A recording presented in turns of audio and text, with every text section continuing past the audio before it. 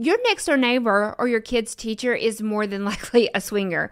You would be shocked. So many people are swingers and no one in their life has any idea.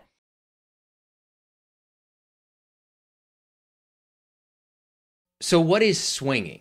Swinging is non-monogamy. You can kind of use those interchangeably. And I guess it's really hard to pin down exactly what it is because I think it means something different for everybody. But in very general terms, it means you're open to sharing your partner with somebody other than yourself. Has the meaning of it changed over time? Like, why is it different for different people? Well, I think it's different for different people because it doesn't matter how you choose to do it. It's still swinging. Like for Dan and I, we typically couple swap. So we meet a couple, we form a connection, and then we will swap partners. But for another couple, the husband may not be interested in sleeping with anyone. He just wants to see his wife have sex with someone else. Is it fundamentally a sexual thing? Is it more sexual? Is it more emotional? I would say for most people, when they enter this space, they are looking to fulfill sexual fantasies or desires. And that's kind of the reason they enter into this space. But what they find is they actually end up forming bonds and friendships. And many swingers have friends that they've been, even ourselves included, that they've been friends with for years and for decades. And, you know, even when we first started swinging, we used to say, you know, we're sexually open, but emotionally monogamous, right? We're only going to form an emotional connection with each other. But over time, what ends up happening is you develop friendships with people and you care about your friends. And if they needed my help or if, you know, a tragedy happened in their family, like, we would be there to support them just the same way probably you would for your close friends. The difference with us is we may or may not have sex with them. Does that complicate things in it? It can. It can very much complicate things, yeah. I mean, for the most part, it's usually pretty good, but when you're sleeping with your friends, I mean, how can that not complicate things? I'm a big numbers person. Mm-hmm. Okay, so let's imagine there's 10 instances of swinging, mm-hmm. and forgive me for the words, right? But you get the idea that I'm asking. So, like, how many out of every 10 that's going to get complicated? For us, not many. Yeah, I think it's hard to answer that because it depends. When couples first join the lifestyle and they're unexperienced, their first few experiences, they might have drama every time because they don't know their own rules, their own boundaries. They don't know what type of emotional reactions they're going to have to their experiences. But the longer you're in the lifestyle and the more you kind of figure it out, I think the less and less those kind of drama situations happen. Is this something that people kind of do a little bit, or no, if you do it, you're all the way in it? Both. Yeah. It depends. And I think it depends on a lot of things. It's some people's stage of their life. So maybe if you're younger and you have young children and you can't get away much, you might only, you know, we know people that will go on one cruise a year, or they'll go on one vacation a year. And that for that one vacation, that 1 week, they'll be, you know, engaging with other lifestyle people, swingers, and swapping and having a grand old time. And then they'll go home and they're perfectly normal monogamous couple for the other, you know, 11 and a half months. And then there's couples that go out almost every weekend. There's couples that go out once a month. I think it all depends on kind of what stage you're in your life you're in. And then like you personally, how often or how much do you want to engage? How would you say this is kind of viewed generally by society? Badly. I think that the younger generation that is up and coming, early 20s, are definitely embracing non-monogamy. They don't like labels. They just want to be like fluid and free with their sexuality. But I think the general population I think the word swinger is looked down upon. And that, especially I see that if you go to any of our social media, go to my Instagram, like right now, it is insane the things that people are commenting. And these people are the people that in their bio have Bible verses and talk about love and loving one another. But in my comments, they're just ripping me apart for owning my sexuality and being open to this lifestyle. I'm happily married, been married to my wife for 10 years. Like for me, this is not something that I would be interested in, but I like do whatever you want. Yeah. Like, I don't care. Do what you want. Yeah. Why do you think people have a reaction to it like that instead of just kind of having a reaction to like, well, it's not my business? I think it cuts against the grain of everything you've ever been taught, right? So even us from a young age, you're taught you're supposed to find one partner. You're supposed to grow up. You're supposed to get married. And then that one partner is supposed to fulfill all your needs and desires and wants. And if you ever have any fantasies or desires outside of that, then you're a sinner and you're bad and you're failing at your marriage. And the truth is, I think if we're all open with ourselves, we all have fantasies and desires. I don't know too many men that could honestly look at you in the face and say, I wouldn't like to have a threesome with 2 women, right? I think most people, when you sit down and you're honest with yourself, that's probably a fantasy you have. And so what we believe is if I can communicate to my partner that I have this fantasy and they trust me and we've developed this foundation of a relationship where we can go out and we can explore those fantasies together and it can be a positive experience for both of us, why not do that, right? And so we're doing that. And I think people see that and they just think it goes against everything they've ever been taught. So there must be something wrong with it. Even if they don't understand it, there's just something wrong with that. Are couples usually completely on the same page, or does one partner usually seem to be driving it more than the other? I think in the beginning, usually one person is going to bring it up to the other. You don't just come to this epiphany and have the same idea at the exact same time. So I do think sometimes it might take someone else a little bit time to get more comfortable and kind of be on the same page. But I don't necessarily think that's a negative thing. I just think as long as you're communicating with your partner, and we always say play down to the one who is the most reserved. If one really wants to do it and the other one is like a little unsure and is kind of like a little timid about it, you're going to play down to that person. You're not just going to jump in. You're going to take very baby steps until that person is 100% comfortable. And if they never get there, then you don't ever do it. Is that one of those things, though, that like in theory that works, but in reality, do you have situations where somebody's really pushing it and somebody's like, I don't really want to? Oh, yeah, that happens. I think that happens with everything in life, swinging is not immune to that 100%. We've met people where, either the husband or the wife, a lot of people think it's the husband that's pushing, but sometimes it's the wife and they are really unsure, and it's very obvious, and it is a huge red flag when you see it. And personally, if we see a couple that's like that, we're going to go the opposite way. And I would say most people in the lifestyle would probably feel the same way. That's a huge red flag. And that's when you have situations like you mentioned before where there's drama or issues that come up. If you engage with couples like that, things are going to happen. So we just tend to just go the other way. How do you how did you get started in it? So we were both in the lifestyle separately. I was dating a guy and we had like this awesome sex life. And I remember one night we had this great sex and we were laying in bed and he was like, there's this club in Nashville, Tennessee that you can go and watch people have sex. And that sounded hot to me. Like it was like live porn. It didn't dawn on me that it was a swingers club. I just thought, oh, we could watch people have sex and maybe people could watch us. So I thought it was like super hot. So I remember catching myself still thinking about that. And I had never done anything really super naughty at that point. I was pretty straight-laced, vanilla, pretty normal type of person when it came to sex. That just stuck with me. And I can remember bringing it up to him. Like, that sounded really cool. And that's all it took. He was like, she's in, And so we started doing research and we decided to plan like a little trip around that. So we actually went to this club. It was a swingers club. I finally figured it out that it was a swingers club, which I was fine with it. We didn't know anything about boundaries or rules or anything, but we did talk about the fact that if one of us was uncomfortable, we would leave. So we go, and I loved it. I thought it was like a super sexy atmosphere. Everyone was respectful, but he was very uncomfortable. So we ended up leaving, and we never talked about it, really. We never did anything. We were never swingers, nothing. But it just kind of like I stored it in the back of my mind as something that I thought was like a super hot experience. And then him and I ended up breaking up, months later for other reasons. And so I was single and I was like, let me look into that.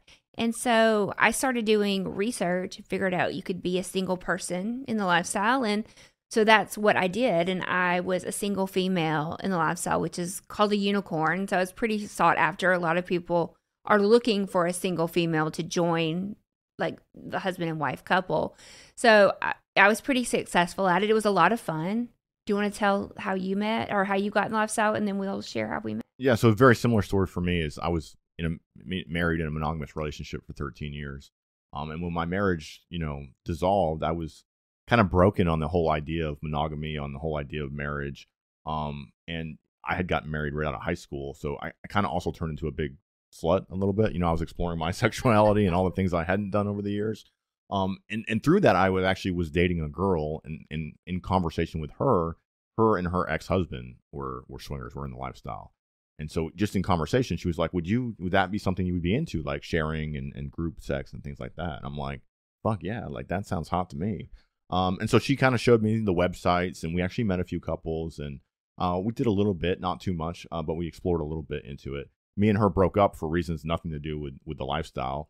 But again, like Lacy, it stuck with me. And so I went on the website and changed the account from a couple's account to a single account. And then me as a single male, I started engaging with couples myself. And then one day I was traveling for work, and this cute single female messaged me on this website. And I was like, there's no way this is real. There's no way this beautiful girl is messaging me on a swinger website. And then later that night, she ended up showing up at my hotel room. And here we are, 6-7 years later or something, and we've been pretty much inseparable since. In general, like, were you both pretty sexual people to begin with? Or was this like, no, it's just this thing, and that gets me going? I always enjoyed sex, but I was never like super sexual by any means. I mean, I would say just average. Depending on who I was married, and, we had normal married people sex. And then, I dated outside, once I got divorced. But I was never with anyone that we just had this like crazy amount of sex or anything like that. It was pretty average. I was always pretty sexual. And to the point, and I almost felt weird because of it. Like it made me, like, I had fantasies, like group sex and things like that. And I always felt like I'm not supposed to have these fantasies. Like there must be something wrong with me. And so when I met a partner that was open to those ideas and kind of loved and supported me and was willing to try all these things, or actually had already been trying all those things, it kind of like opened up a whole new world to me. And we talk about it a lot. It's the first time I've been in a relationship where I felt like I can truly be my authentic self. Like I can tell Lacy any fantasy I have. I could tell her any desire I have, and she might be like, well, that's a little weird, but like, I love you and I'm here for it. And if you want to try it, let's do it. You know what I mean? And that's such a rewarding thing. You know what I mean? And I didn't think that was possible. I think I always thought like, you had to hold some part of yourself back from your partner. But in this relationship, I really don't feel like I have to do that at all. I didn't even realize I was holding parts of myself back. I just thought I was, you just don't talk about stuff like that. If you see like a hot person walking down the street, you don't look at your partner and go like, oh, he's hot. I'd like to, that's just not stuff that you do. So once you realize that you can like just say and be and do all the things that you're actually feeling, it's super rewarding. Do people repress it at all? So. Do you find people kind of repressed who come into this lifestyle? Yeah, definitely. We've met preachers' daughters, and we've met preachers. Yeah. There's all kinds of people in this lifestyle, and some of them are from probably a repressed upbringing, but some of them are from completely normal upbringing with parents that are liberal, and you let them do whatever they want. I think you meet all kinds of people, but I think it is one of the draws to this community or this lifestyle is the fact that you can be in a community with people and be your authentic self and without judgment. Can you have, I'll use this word for lack of a better one, can you have a normal relationship / life, like the wife and kids and picket fence and all that kind of stuff? We have all of those things. You can have, like, yeah. It can be, I guess for me from the outside, right? Like looking at it as somebody that it's not my thing, right? Fine that it's yours, but it's not mine. Like I can't see how that would work for me, but you can make it work for other. Yeah. Well, honestly, we are public now, but most swingers are not public. Your next door neighbor or your kid's teacher is more than likely a swinger. You would be shocked at the amount of people, nurses, doctors, teachers, police, firefighters, like so many people are swingers and no one in their life has any idea. They are 100% mom and dad, at home. They do everything like any other normal parent would, or daughter, or however, teacher. But every so often they slip away and nobody knows what they're doing. Yeah, it's an estimated 5% of the U.S. population engages in non-monogamy. So it's something like 10 million people in America are actively engaging in this lifestyle. Yeah, that's a decent amount of people, right? Would you say it's more popular? I think than most people realize, yes. I mean, even personally, when everyone found out we were swingers, people came out of the woodwork that I knew, that I would have never guessed that I was a swinger, but I had no idea that they were swingers. Like family members. I mean, like it's insane the amount of people that would start. They felt comfortable to reach out because they knew our secret, so they felt comfortable telling us. But yeah, I think the average person would be shocked to know who all is actually swingers, or at least has tried it at some point. Yeah, and it's hard to say exactly what the catalyst is, but I would really say somewhere around COVID, you really started seeing more and more people open up about it. I know if we look at events, most of the people that we know that are event organizers and do event groups, they're reporting record numbers of attendees attending these events and things like that. I think part of it's, COVID and people were at home and probably just Googling and looking up stuff. I think part of it's social media, now that more and more people are talking about it and being open about it. I think that kind of makes more and more people feel comfortable with it, or more comfortable exploring it. But it's a lot. I mean, there's a lot of people out there that are either curious about this or are actively engaging in it. Are you ready for some harder / listener submitted questions? For sure. How can you keep this from causing issues in a relationship? Like, because we talked about in the idea of like, okay, sometimes this kind of goes bad. Mm-hmm. How do you keep it from going bad? So first thing is you have to communicate every step of the way. And then once you're done communicating, you have to communicate more. And I think that is a huge thing that I don't think people realize, that you're literally talking about everything. And if you're not willing to talk about everything, then it's probably never going to work at all. But we also have super clear boundaries. So we know exactly what we can do, what we can't do. So if anything is stepped over those, then that's a huge issue. So we do all of those things to protect our heart, our feelings, our relationship. What else? No, that's it. I mean, overly communicating and then setting clear rules and boundaries, I think is the biggest thing. And even that can get gray, right? Because you might set a boundary of like, no texting somebody of the opposite sex outside of a group chat, right? And that's actually one of our rules and boundaries. But sometimes guys have texted her to try to like set up a surprise birthday thing for me, right? So it's like, it's still gray. All these rules are gray. So it communicating, being open, being honest. Sometimes guys will text her on the side and say, when Dan's not in town for work, what are you doing? Like, what are you up to? When that happens, the first thing she does is come to me and says, this guy, John, or whoever, he texted me and this is what he said. Here it is. Right. And, sometimes, so sometimes we have to address that. Sometimes we don't address it. It just depends on the situation. But me and Lacy are on the same page with everything. And if somebody comes along and they think that they're going to sneak one in or talk to one of us and the other one's not going to find out, like we are an iron wall together in everything. And you really have to have that to protect your primary relationship. We also don't play separately. We do everything together.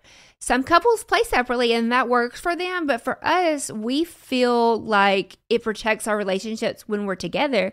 Not only do I like seeing him engage with other women because it turns me on, it's also nice to know, like, if I'm seeing what's happening, my imagination's not getting the best of me. I'm not at home twiddling my thumbs thinking that they're getting married and running away together. If I'm there and watching it and engaging, that just kind of eliminates those feelings. This is kind of a lighter one, but it might be funny, so I have to ask it to you. Do you ever critique each other's sex in the sense that, like, hey, Dan, you really good form the other day? I think so. I think we compliment each other. Or we'd be like, it was really hot when he folded you up like a pretzel and had you squirting across the room. Or I'm like, that you were too much. Uh-huh. Like, you got to chill out. That was like, you went too hard with her, or give it to her more. So yeah, and I guess in some ways we do that. It could be complimentary. It could be. I'm usually not probably not so much critiquing. Yeah, I'm not like you did a shitty job when you bent her over like that. Like we don't do that, but we definitely talking about the experience is half the fun. Like going back and like engaging back together. And then talking about, like, that's one of my favorite parts after swinging. Yeah, it probably sounds crazy to people, but literally we will go back and for the next week be like dirty talk about it. Oh, was it hot? Did his cock feel good inside you? Like, oh, was her pussy tight? Like I don't know if I can say those things on your podcast, but those are the type of conversations too late now. that we have regularly, and it's a turn on for us. Yeah. And it's hot for us. And but for somebody that's never swung, that's probably like mind blowing. Could you imagine? Yeah. To me, that sounds like what? It's hot.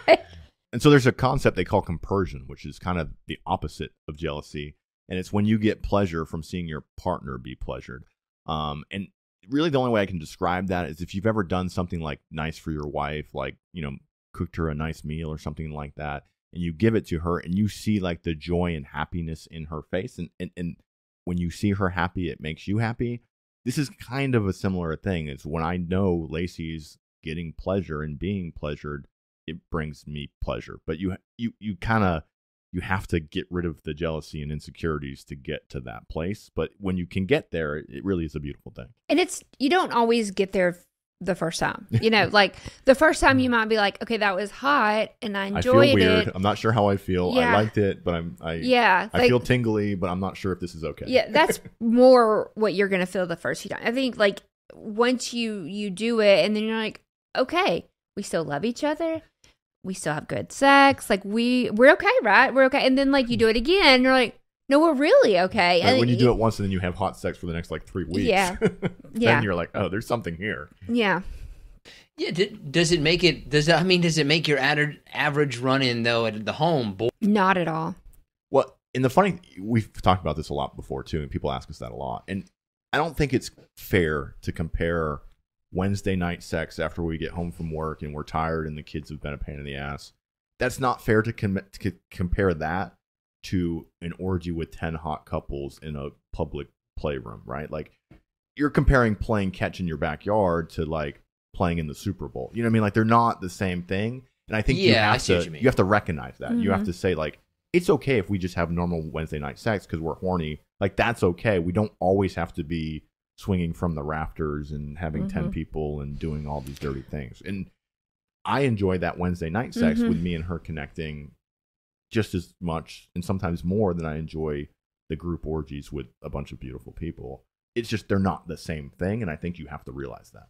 Is there an average age? Like, is there an age in life where people generally kind of tend to participate this, or is it across the board? I definitely think 30s, 40s is probably going to be your average age that you see at... I would have said 40s, 50s. Okay, well, somewhere 30s, late 30s, not early 30s. So yeah, we're 40 years old, and I say we're probably the average age. But depending on where you go, some parties or some clubs will skew younger. Some will definitely have an older feel. Could like a person who's not a swinger, could I just like show up and just walk around? Yeah, I think people... Like, I would be interested in just seeing what's going on. Same. Like, that's how I was when my guy that I was dating with said that. Honestly, I think people think that like you walk into a swingers club and you're like, get naked, you got to start fucking. That's not the case at all. Honestly, it's really very similar to like a regular club or a regular party. Like these swinger clubs, you can go, you can dance, you can dress up, you can have fun. There is zero obligation to have sex. But there is in most of the clubs, not even all of them have a place where you can go have sex. But in a lot of clubs, there's these back rooms where if you'd like to go, you can go back there. And there's going to be people having sex. But you do not have to go. And you could go and not engage. You could go and just sit and watch. As long as you're not being like a weirdo, you can sit and watch and just, enjoy the scenery. Or like, let's say husband and wife, you're not swingers, but you enjoy having sex in rooms with other people having sex. Like you can engage with just your partner in a room with other people. No one will touch you unless you give them permission to touch you. And I think that's a huge misconception about swinging. I think people think that we hook up with just about everybody, that it's a free for all, that everybody just jumps in the bed and it's just dicks and and boobs and all the things flying, and that's not the case at all. It's all about consent. It's all about respect. And sometimes we don't have sex with anybody. Sometimes we have sex with 6 people. It kind of just depends. Yeah, like how often in a month or in a week or whatever, like how often would you say that you generally swing? Roughly once a month is about what we always say. Can you just find these online? Yeah. Like, does it have to be secretive? No, they're not. No. Like, I feel like there's got to be a password or something. People are like, what do we got to do to get in? It's not like people will email us and be like, how do I get into this? Like, what, like vet me in. Like, and there's not like a secret handshake. Like, honestly, you can Google, you can type in swingers club, and pretty much any large metropolitan city is going to have some type of swingers club. And it's typically could be right around the corner, and a lot of people don't even know unless you live in like the Bible Belt and everybody tells everybody. I think he's Googling. I'm Googling right now. Like, I live in Seattle. Oh, yeah. Oh, yeah. Now there's some in Seattle. Yeah. Yeah. But most cities will have. Oh, yeah. They're everywhere. Yeah. And then they also have groups that do like hotel takeover, so they will essentially rent out an entire hotel and then resell the rooms to swingers, and then like maybe have the club party in the ballroom, and then if you want to engage with another couple, you take them back to your room. So there is 100%, and like anybody can go on their website as long as you meet their criteria, because like sometimes it's age, sometimes you have to have a partner to go. Every club's a little different, but as long as you meet that, you buy a ticket and you just show up. Like, it's not like you don't have to like do all this fancy stuff to get in. You just go, and you just, as long as you're respectful and you follow the rules, you're allowed to be there. Yeah. And there's some big events. I don't think people realize, Naughty in New Orleans, which is one of the larger lifestyle kind of conventions every year, has about 3,000 people that are in attendance. There's swinger cruise ship takeovers where, they take over some of the large cruise ships. Those can be anywhere from 3,000 people to, I think the big ship has like 6,000 people on it. We host parties at different resorts in different places across the country. So a typical club night, there might be anywhere from 200 to 500, 600, 700, 800 people at a club in a night. An event down at like Secrets, which is a resort, usually close to 1,000 people will show up to that. They also have resorts outside of the country that you can go to, and like you can tell your friends you're going to an all-inclusive resort in Mexico, and you show up, and it's a swingers resort. They have a clothing option. You can walk around nude. On the beach, naked. You can have sex wherever you want. Mm-hmm. This one says, "How can you spot a swinger in the wild?" And I think what they mean by that is like, oh, can you tell? Like, can you look at a couple walking past? So we've had several viral TikToks off of playing off of these thoughts.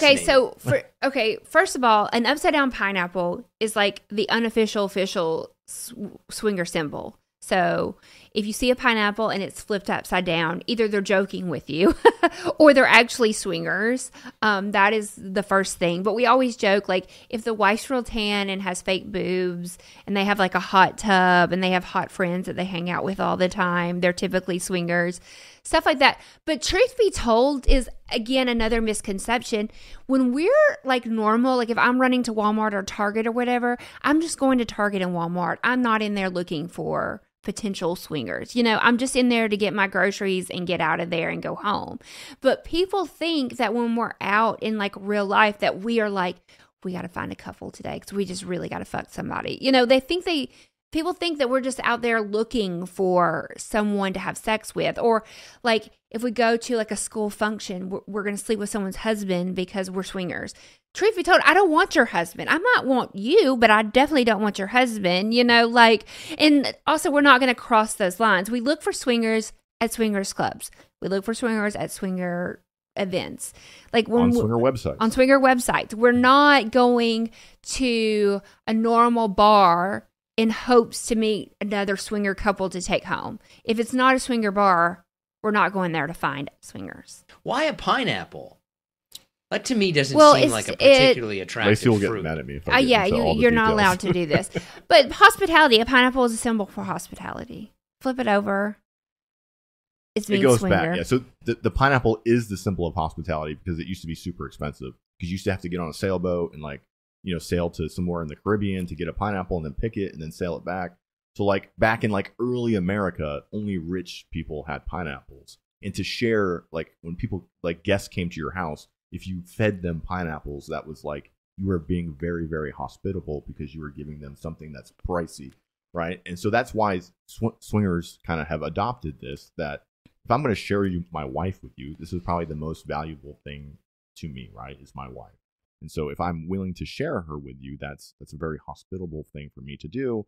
Slightly, well, not slightly, but a more serious one. Like, do you feel like anything has been lost by not just having a completely monogamous relationship? No, I think the opposite.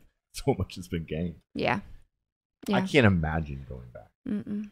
It's like once you open Pandora's box, there's no way to put it back. Well, like, and even if we have like time off, like even if we are home for, a couple of weeks or we don't, it's almost like I'm itching for some naughty fun. And it's not even the actual sex that I'm like, it's just like, it's like being flirty and I don't know. How do I describe that? Yeah. No, I don't know either. It's definitely, it's a thing. It's like, it's not even it's the build up. I just want to like feel cute and feel wanted. And that part is, I don't know. It gives you like, you get excited. You get like almost giddy. It's kind of like when you're dating someone new, that feeling you get in the very beginning. It's like you get that, but you get it, but you're doing it together. Like you both feel that way. There's literally like, I'll walk out of the bathroom sometimes and she'll be like, you need to go change your shirt. That's not sexy enough. Yeah. Like, I don't think Emily's going to like that. Like, go put a different shirt on, right? And I'll do the same thing. I'm like, Lacy, like, it's like we're helping that up a little bit. Yeah. Like, take your panties off. You don't need to wear panties tonight. Like, take them off. Go put them away. It's like fun. It's like a build up together. Are there hotspots in the United States? Like, oh, that's a big swinger hotspot. Mm-hmm. Yeah. Atlanta. Florida. Yeah, a lot of Florida. the Villages. I don't know if you've heard about the Villages, but it's one of the largest I have heard about the Villages in the country. Yeah. Florida. Atlanta's really big. Texas. It seems like there's a lot of people from Texas. It definitely seems like the South for sure. It has, which is hilarious because of the Bible Belt and conservative. And even if you look at the infrastructure, so you would think like New York City or somewhere like that would have a ton of clubs, and honestly, there's not as many as you would think. There are some, but not as many. You would think there'd be a bunch in a whole bustling community. But most of our friends that live up in the Northeast come down here to the South to party and come to events. So it is interesting that you would think in the conservative South that there would be less of that. It seems to be the most of it. Yeah, because they're hiding. Well, it's like the harder you repress something, the more it pops up somewhere else, right? Like that seems is this a uniquely American thing in any way? No, it's there's clubs, events. You can go to Europe. They're probably more Europeans open. are probably more open about it. It's probably a little less taboo for them. It seems much more normal to them. Like America makes it taboo.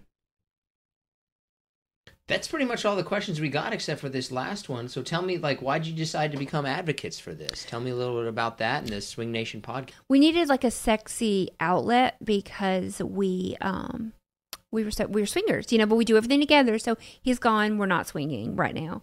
But we needed some sort of sexy outlet. So I made an OnlyFans. We thought it'd be hot, like not really to make money, but to like have guys like compliment me and talk to me and like send videos and pictures and him be able to log in and like see that interaction. It was just like a way for us to still be sexy but not actually engage with other people.